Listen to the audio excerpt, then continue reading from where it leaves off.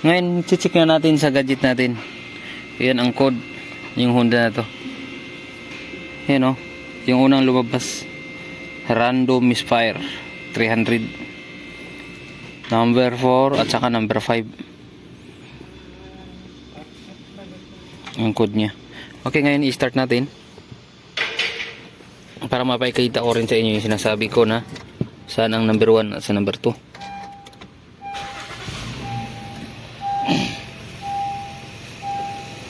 Okay.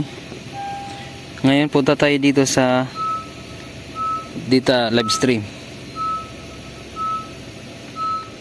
Dito tayo punta sa total of misfiring.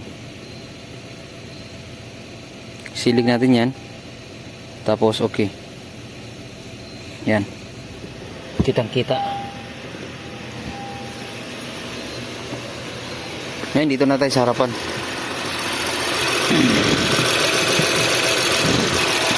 Yan na. Diba? Tayo makita. Yan. Yan ang number 4. Yung marami. Ito yun. Ito ang number 6. Huhugutin ko. Itong pinakababa, yan ang number 6 yun. Number 6. Yan, 0 siya. Wala sa misfiring. Yan, huhugutin ko yan. Magkakaroon yan misfiring. Diba? Yan, number 6. Balik ko. Okay. Yan ang number 6. Ngayon, ito naman ang number 5. Ito number 5.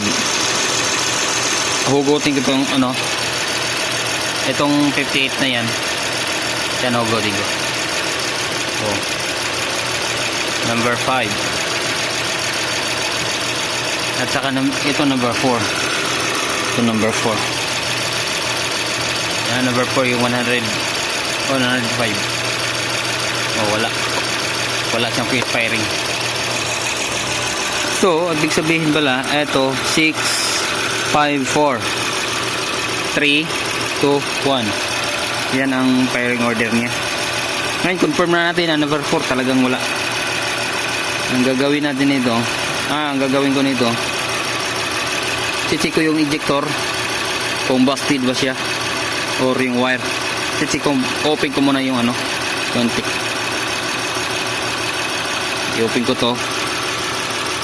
Bago ko i-open pala yan, i-compression text ko muna. Check ko muna yung compression kung okay siya. Okay, check natin. Confirm na natin na ganon sa gadget. Mas mainam talaga na mayroon kang gadget para hindi... Napakainam talaga pag mayroon kang gadget. Kasi matukoy mo talaga kagad yung naging sanhi.